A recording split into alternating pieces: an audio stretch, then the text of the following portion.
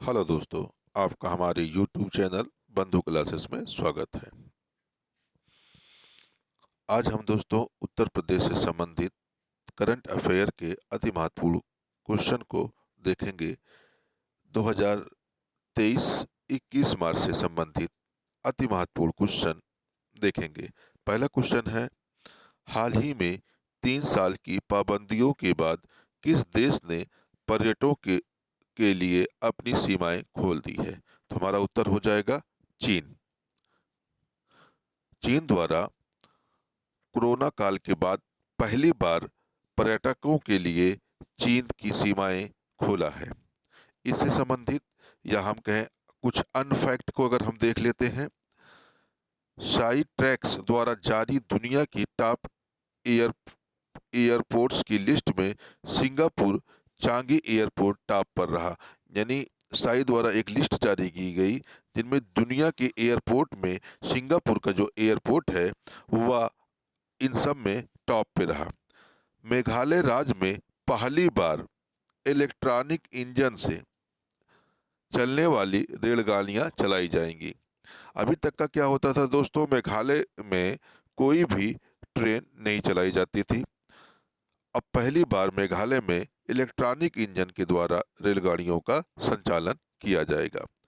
2 दिवसीय एससीओ पर्यटन मंत्रियों की बैठक लखनऊ में की जाएगी। यानी एससीओ की जो बैठक होगी वह कहाँ प्रस्तावित है? लखनऊ में प्रस्तावित है। अगला क्वेश्चन हम लोग देखते हैं दोस्तों, हाल ही में संयुक्त भारत सिंगापुर अभ्यास कोल्ड कुरुक्षेत्र कहाँ पर संपन्न हुआ? तो यह दोस्तों जोधपुर राजस्थान में भारत और सिंगापुर का संयुक्त युद्ध अभ्यास कुरुक्षेत्र संपन्न हुआ। अनफैक्ट देख लेते हैं, इंडियन रेलवे ने वर्ष 2030 तक शुद्ध शून्य कार्बन उत्सर्जन करने का लक्ष्य रखा है। यानी इंडियन रेलवे द्वारा वर्ष 2030 तक का जो कार्बन है वह शून्य कार्बन का जो टारगेट रखा है वह 2030 तक रखा है। अगला फैक्ट है, सेंट्रल बैंक के गवर्नर ऑफ द ईयर 2023 के लिए शक्तिकांत दास को चुना गया है। सेंट्रल बैंक के जो गवर्नर है के द्वारा governor of the year Shaktikanta को चुना गया है। वर्ल्ड स्लीप डे 17 मार्च को मनाया जाता है। वर्ल्ड स्लीप डे 17 मार्च को मनाया जाता है। अगला क्वेश्चन हम लोग देखते हैं दोस्तों, हाल ही में शंघाई कोऑपरेशन सुप्रीम कोर्ट के मुख्य न्यायाधीशों की बैठक कहाँ आयोजित हुई?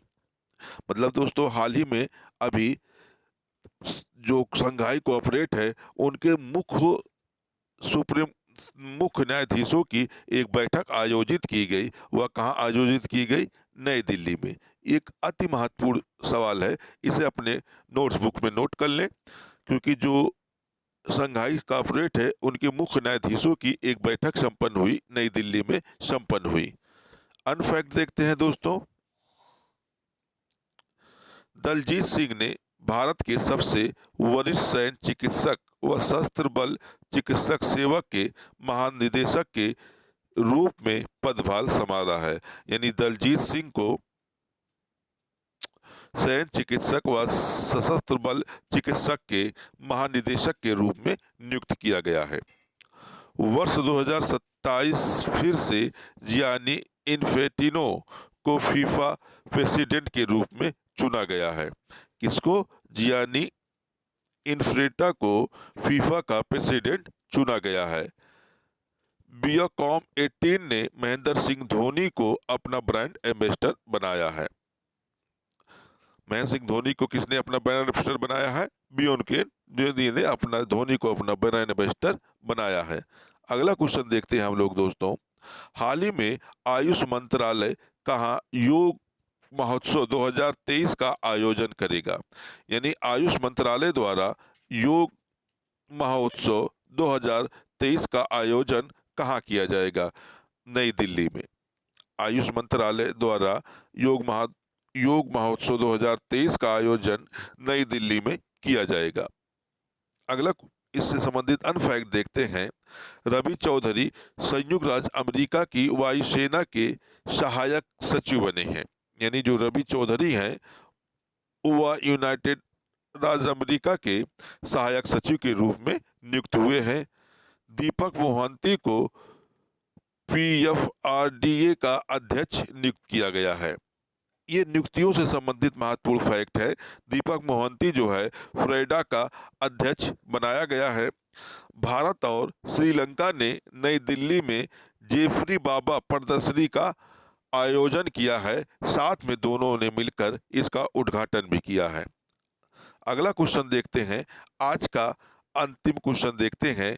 स्विस फार्म IQ एयर ही हाल में अपनी रिपोर्ट के अनुसार दुनिया का सबसे प्रदूषित देश कौन सा है।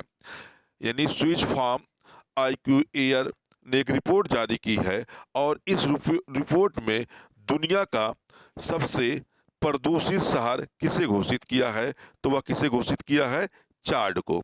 चाड को दुनिया का सबसे प्रदूषित शहर घोषित किया गया है। अगर इसमें हम दोस्तों भारत की बात कर लेते हैं तो इसमें भारत को 8वां स्थान दिया गया है।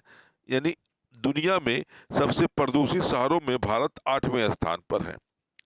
इससे संबंधित अन्य फैक्ट देख लेते हैं। TCS के नए CEO के रूप में कृति वासन को नियुक्त किया गया है। यानी TCS का नया CEO किसे बनाया गया है, कृति वासन को बनाया गया है। हनीवेल ने विमल कूपर को नया CEO नियुक्त किया है। यानी हनीवेल जो है ये किसके CEO नियुक्त हुए हैं, विमल कूपर को हनीवेल ने अपना नया CEO नियुक्त किया है। यूक्रेन को MiG-20 विमान देने वाला नाटो का पहला देश पोलैंड बन गया है। यानी पोलैंड द्वारा यूक्रेन को MiG-20 विमान दिया गया है। तो दोस्तों आज का करंट यहीं तक का। आपको ये कैसा लगा हमें कमेंट बॉक्स में बताएं और बंदूक क्लासेस को ज़्यादा से ज़्यादा शेयर करें, सब्सक्राइब करें। धन्यवाद दोस्तों।